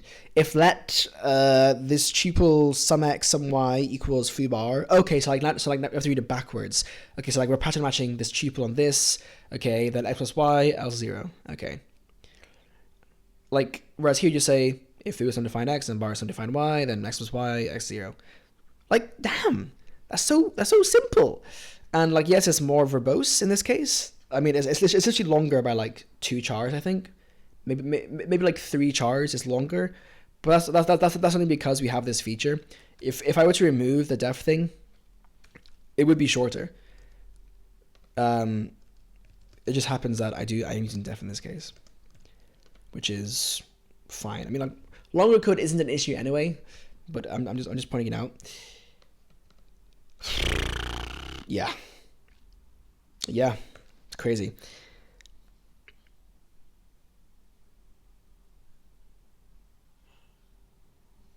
So foo args equals this. Is this piping?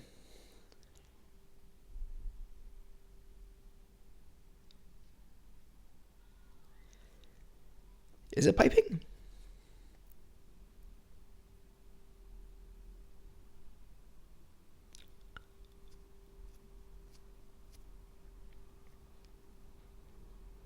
This is cool. So, I mean, I think this is piping. So what we do is we take foo args. We say if it equals 0, then null. Otherwise, pipe it into abs, which just takes the absolute value, and then compare this. That's really cool. Although, I mean, like the piping is cool. Although I don't know about the syntax. Maybe something more like. What's the example? If foo args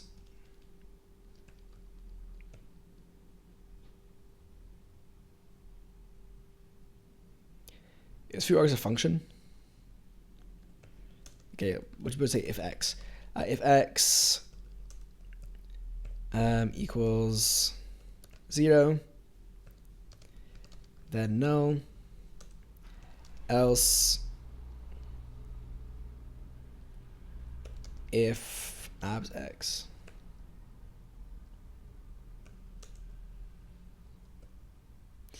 Yeah.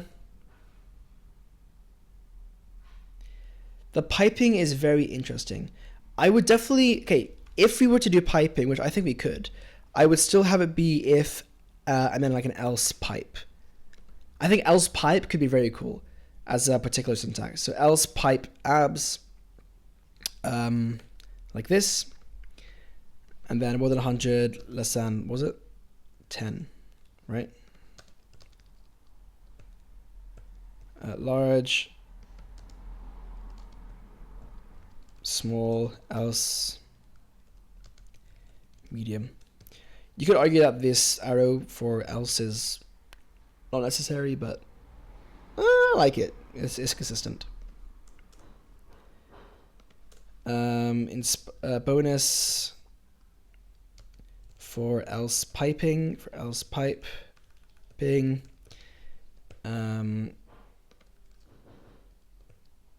inspired by this paper.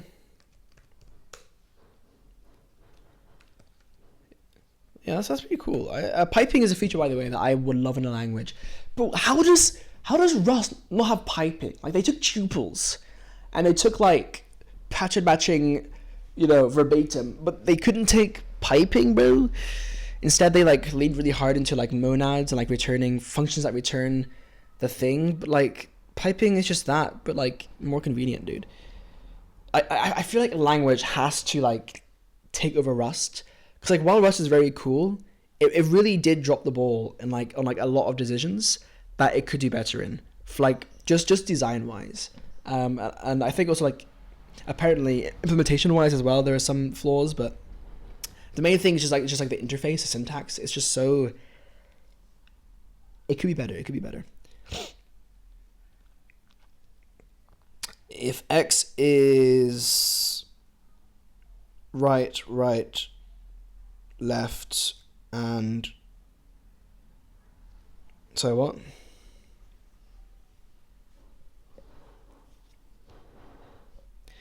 If X is right, then for value is right some cached and F cached, left and compute is none.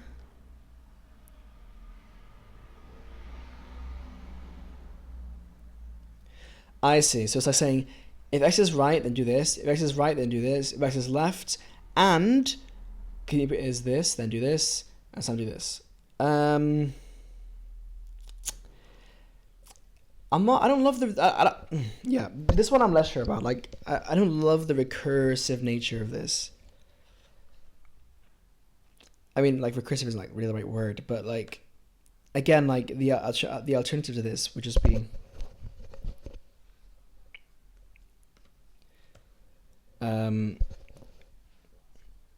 Just you left.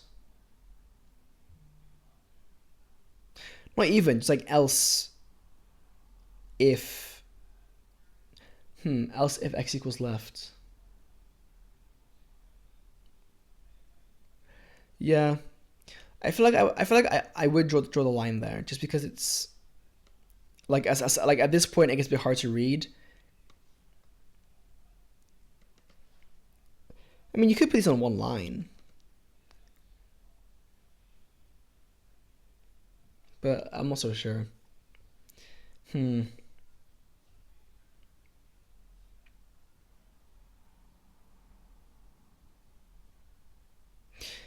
Yeah, it like, because I was thinking if X is left input and compute input is, but then like,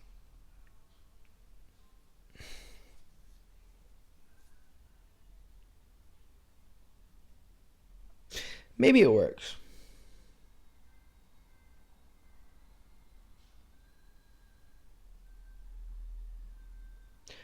I'm just a bit skeptical. So let me write this. Also from that paper, need to think about this. God forbid it pastes with actual formatting. God forbid it pastes with indentation.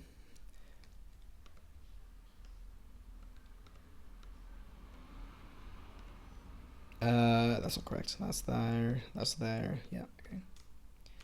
Is this ML? SML? Yeah, good enough, I guess. Okay. If name twice with this and is some and is and otherwise else.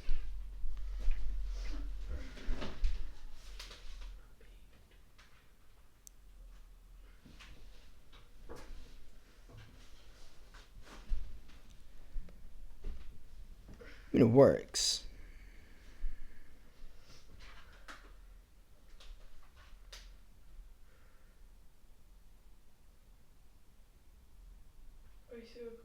Hold on, this is one big long thing, isn't it?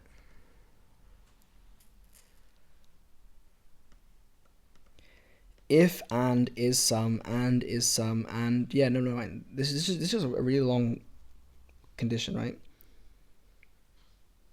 What's this saying about it? Sorry. We perform a number of successful transformations on some input string, some of which return optional results that need to be matched as we go, laying out a large condition on one flat condition level. We implemented the UCS and ML scripts. Oh, is this just... I don't know. Never mind, whatever. Okay. So those are some good examples.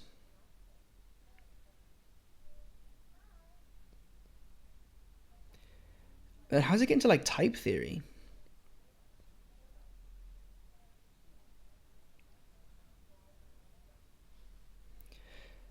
Exhaustiveness, okay.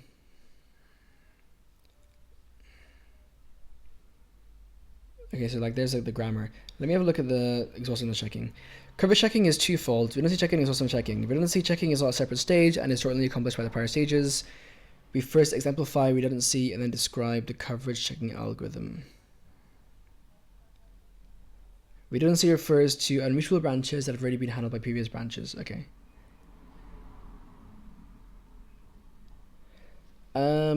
Shouldn't really be any issues there. I don't think. Like at least like it'd be the same as it would be in any other language that supports pattern matching. But how about exhaustiveness?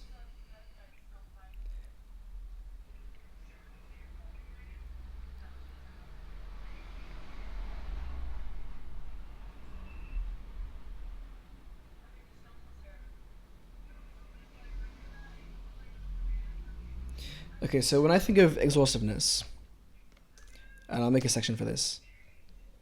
Exhaustiveness or exhaustivity. I actually know what the official term is.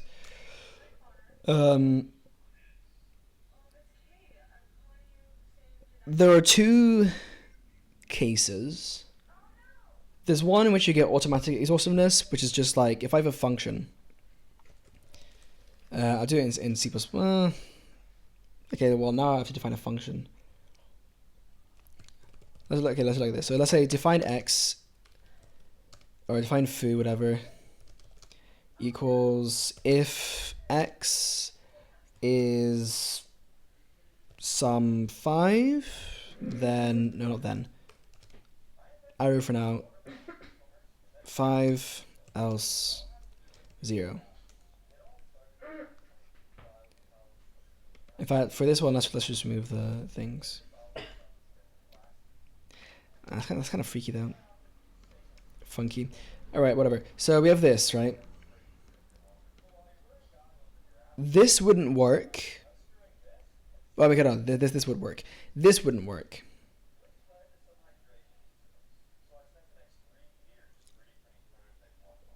But like, it's already exhaustive because an if expression requires you to have an else anyway. So that's actually fine. Yeah, so this case is fine. Since if expressions require an else anyway. So that's really cool. That's free.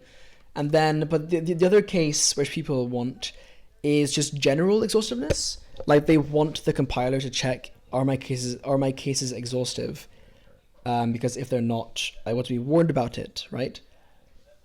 But you don't always want to have things because like what we have is I mean, I don't know about Rust per se, but you have like standard unreachable, right? In C++, which you use for switch statements, where you know that there are cases that you're not matching against, but they're unreachable, so it doesn't matter. So you'd put like default unreachable, right? But then you have to have some kind of like unreachable function. And I think for Rust you have as well some similar thing, like unreachable macro or something, whatever that's called, which I've always found kind of weird. So another option, yeah. So like I'm not a huge fan of. Okay, so for if statements with pattern matching, I'm not a huge fan of the C++ standard unreachable or Rust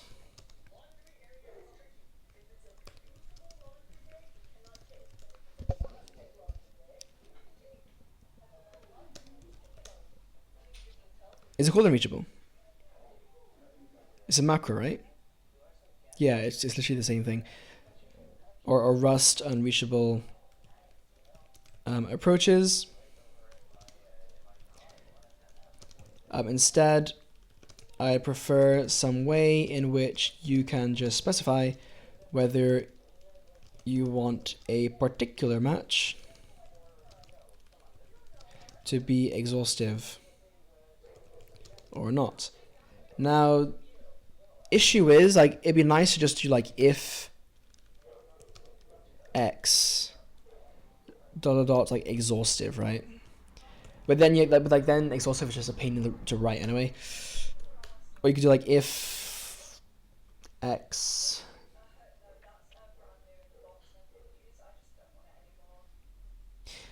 even then though, like it's not going to be exhaustive, is it? More like exhaustive if, sorry, is what I'm getting at. Because like either way, like you can add else and that'll cover it. So like exhaustive if will make sure that you are considering everything, which might mean having else or just checking all the cases. So like something like that would work, but it's just a pain to write because exhaustive is obviously not a short word. You could like exif for exhaustive if, but that looks like exit, which isn't a problem to be fair if you don't have, if exit isn't a word anyway, or like x if, but like x could be like execute as well.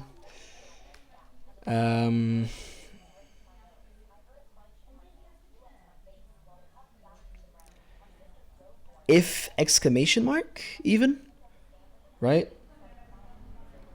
So then that is exhaustive.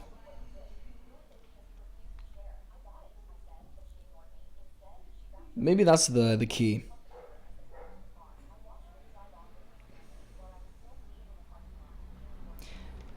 Yeah, maybe then though. Maybe something like if exclamation mark if you want it to be exhaustive, and by default it's just not. Because like if you make them always exhaustive by default, no matter what, then you'd have like an if, like let's say if, I don't know, if foo equal is some error, right? Like error thing, then do this. Let's say you want to return, right?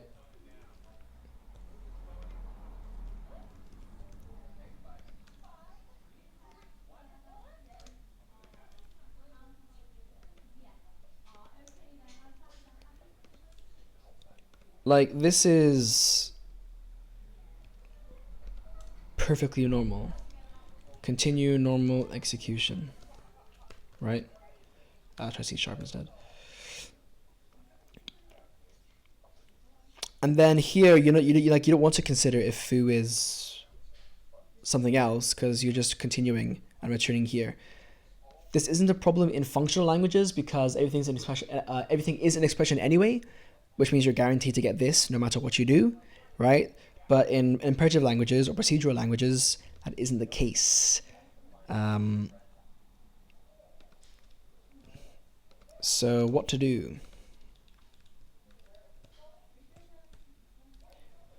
E dot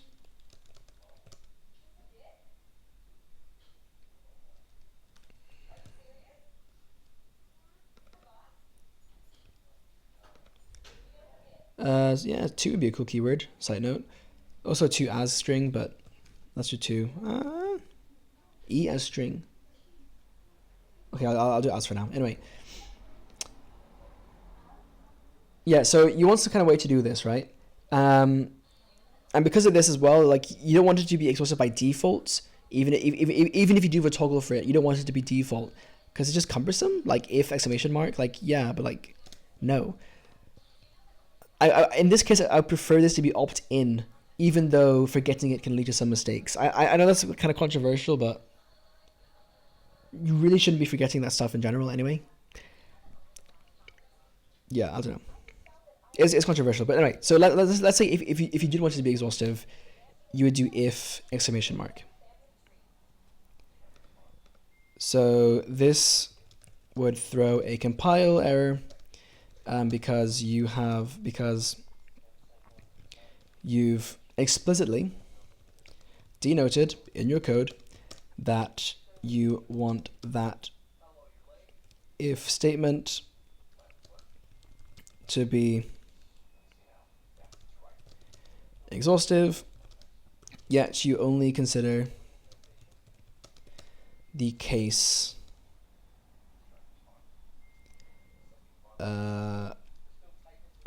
only handle the case of foo being an error. Now, a thought just came up to me actually. If expressions require it, maybe that's the key. Just make you use expressions instead, right? But then how does that work? Okay, let me actually ask Claude here. In what scenarios would I want pattern matching to be exhaustive? And would it happen that all of these scenarios are for expressions only?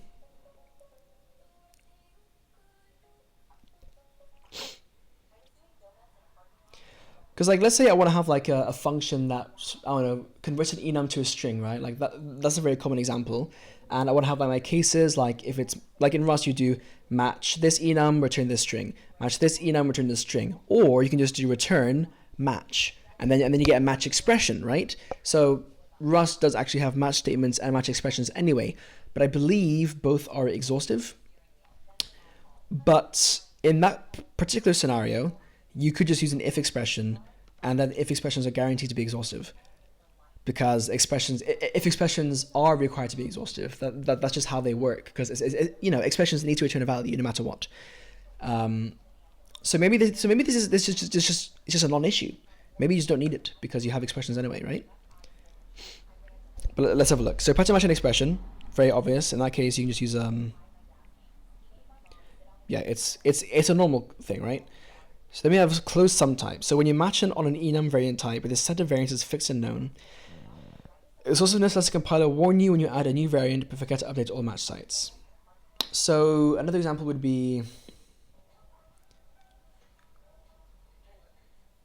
I don't know, like let's say you have some like event system where your event is an enum, and depending on the event that's sent, you want to trigger some kind of function, right?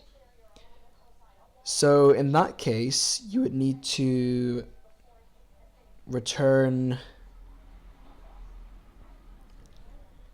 nothing. Yeah, so that one isn't an expression. In that case, you do want other cases.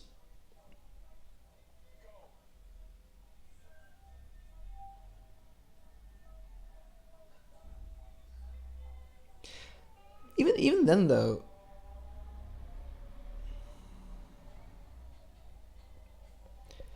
okay, I want to have, this is how I'm thinking of doing it then. how about you just do what you already can do, which is say else. Like if you want to opt into oh my god, if my mic will just stay still. If I want to opt into exhaustiveness, I just do it like I would normally, which is else.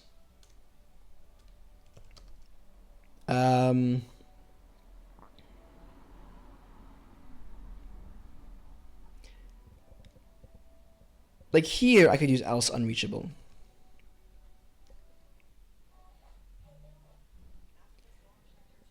Or like no else. You know, like elsent, whatever. Like, how about you opt into exhaustive checking?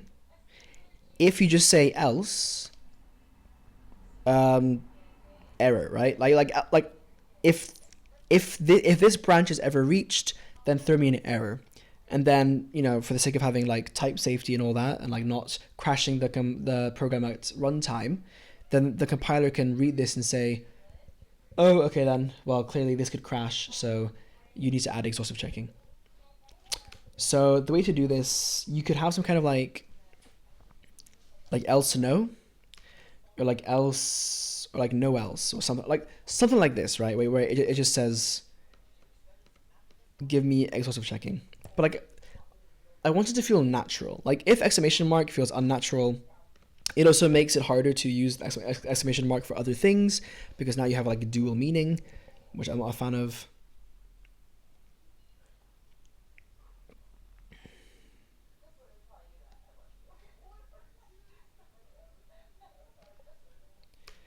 So maybe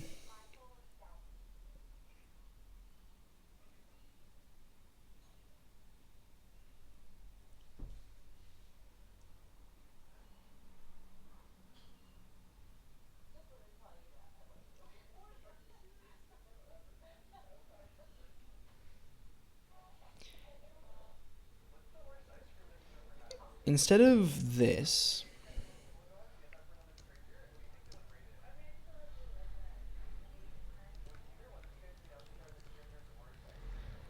maybe have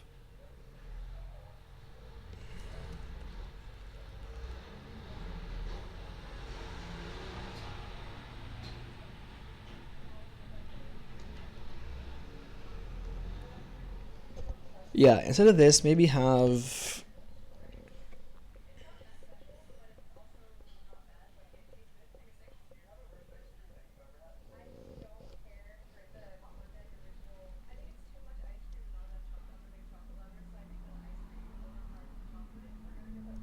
I don't know. This works though. This works. The main thing is just that it isn't exhaustive. Yeah.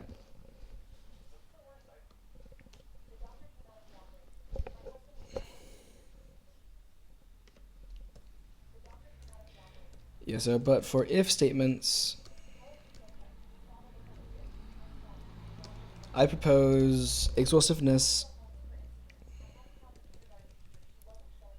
not being a default. Instead, you opt in via something akin to Rust's unreachable macro.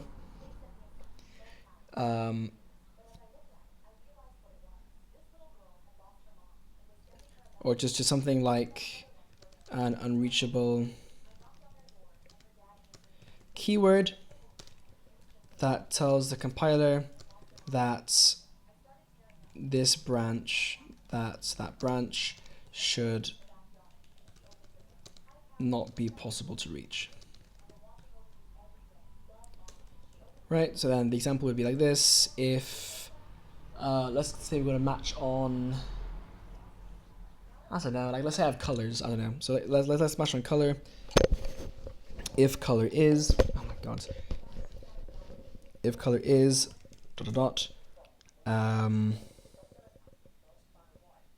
red. In this case, they don't have to contain data, do they actually? Yeah, whatever. So if it's red, then print. I mean, this is not a good example, I guess, but okay. Actually, let's do a more realistic example for the sake of actually like convincing people. If event is if event is exit program, then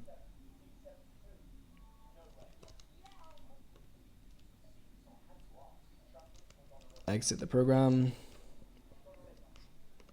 It's kind of obvious, I guess. If it is broadcast some message, then like do some print message or something. Else unreachable. So now, if a new event is added, if a new possible event is added to the, if the event enum, whatever, if the event type is updated, some type is updated to include more possible variants, and the if statement is not updated, the compiler will be able to take notice of this and error as appropriate. Yeah, and an error at compile time. Yeah, I mean that seems pretty clean to me. So it's kind of so if I understand correctly, in like Rust and C++, you do have exhaustive, well, not C++, but in Rust you do have exhaustiveness by default, and unreachable is used to say. Actually, I'm not even sure why. Why does Rust have unreachable? Like for C++, it's because I believe that the compiler can't confirm if your cases are exhaustive or not. Well, okay, no, actually, I think it's for expressions where like you can guarantee in this particular instance, this expression cannot return this thing. Okay, yeah, like here, exactly.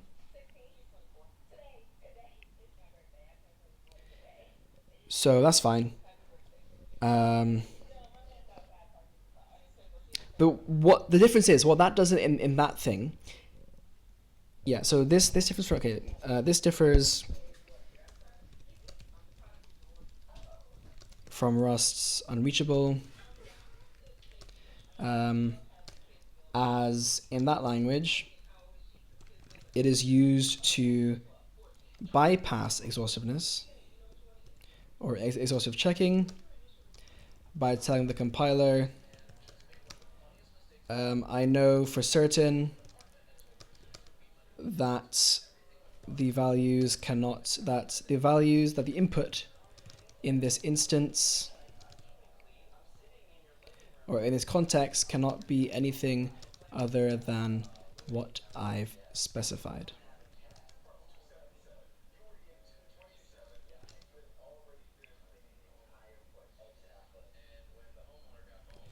Which I find a bit annoying. Here, you instead ask the compiler to help you if you later forget to add more cases. Right? So like, it's opt-in, right? I mean, you could say like, yes, like there is an argument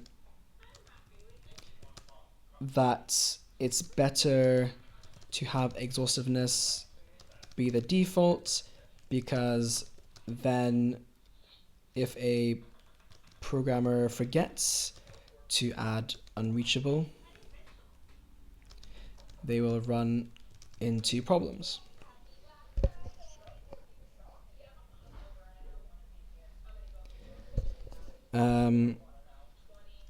But this is just so tedious for if statements. if we were to invert this and do it the way Rust does, we would get this would be the norm. So back to my other example before, if we had a if results equals whatever, if foo equals error, define e, then return e, otherwise continue normal code execution, right? But then here I have to put else unreachable.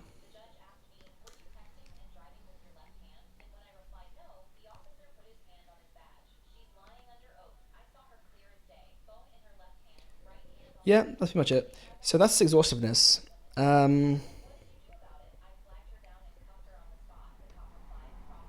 Which I think is reasonable. So there's still the possibility that the user could just forget, right, to add the else unreachable, which is problematic. And in the Rust scenario, you just get warned by default. So the forgetful programmer gets corrected by the compiler. But again, like in this case, it's just such a tedious thing to not do it. But then you could argue, like maybe the solution instead is to just not do else unreachable, and then do like if again, like if exclamation mark, which means non-exhaustive.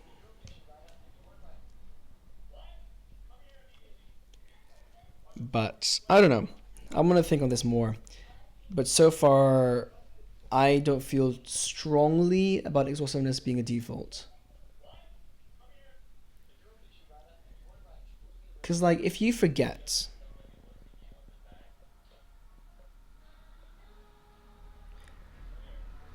like let's say for this particular, right, like for this event system, if I forget to add a new case here, then what happens? Like just nothing happens. Like assuming this is like an avoid function, then nothing happens. So if I add a new case, nothing happens, which means maybe that's not good. Like yeah, I mean maybe something should happen, right? And then that's bad because I don't realize that this edge case isn't covered. So I don't know. So alternatively, but alternatively, this could just be made less tedious by introducing if bang or something that bypasses, or that opts in, that opts out of exhaustiveness, exhaustive checking, or case check, whatever, such that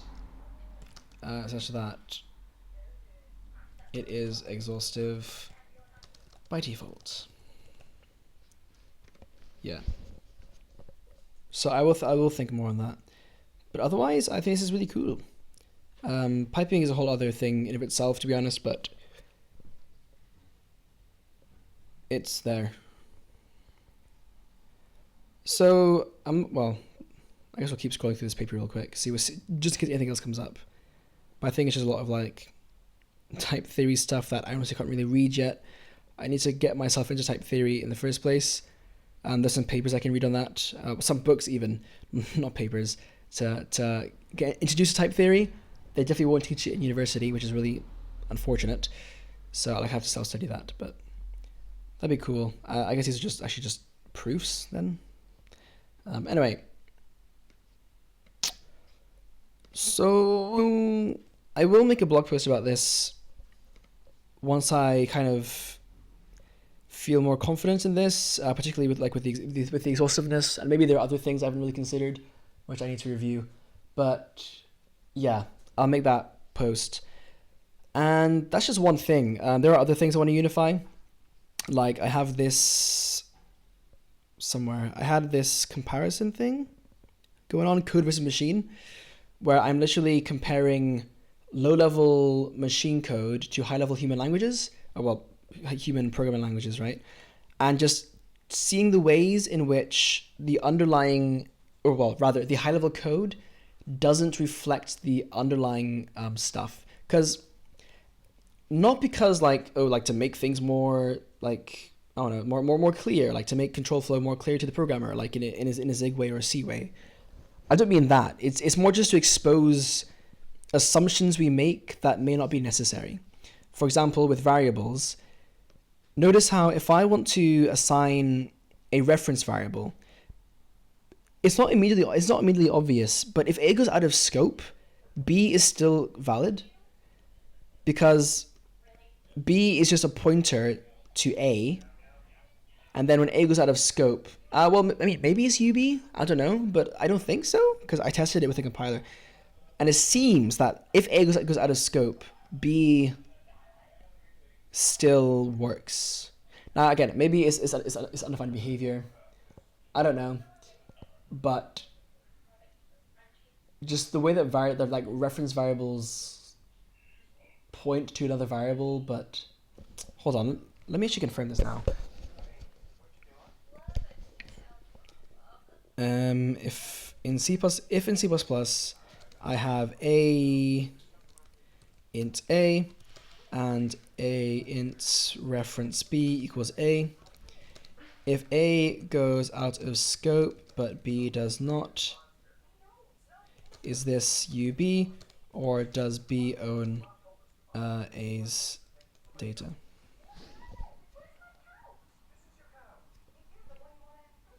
Okay, so it is undefined behavior, to be fair. It just happened to be that in my case it actually worked. Unless you put this, right? So, but like, it's just interesting because like it makes you think like, okay, like what should be the ownership semantics here? Like if A owns his data, then B points to A. Then what happens if A goes out of scope? Right, like and like borrow checking. I don't know, but like I feel like by doing this, there may be hints at other ways to unify concepts that don't need to be separate. Like types are purely a human level of abstraction. Machine code does not care about types. Like if you feed it the wrong type by accident, quote unquote type, then it'll still do stuff with the bits. It just won't be what you expect. Which is interesting. So yeah, anyway, that's like one thing I'm exploring. I also want to explore struct syntax and tuples. I really want to talk about tuples because tuples are really not thing I like. So I will have a look into that as well, I think. But anyway, that is all I wanted to look at with those two articles. And yeah, blog post coming soon. I'll link these in the description and then subscribe for more language design videos.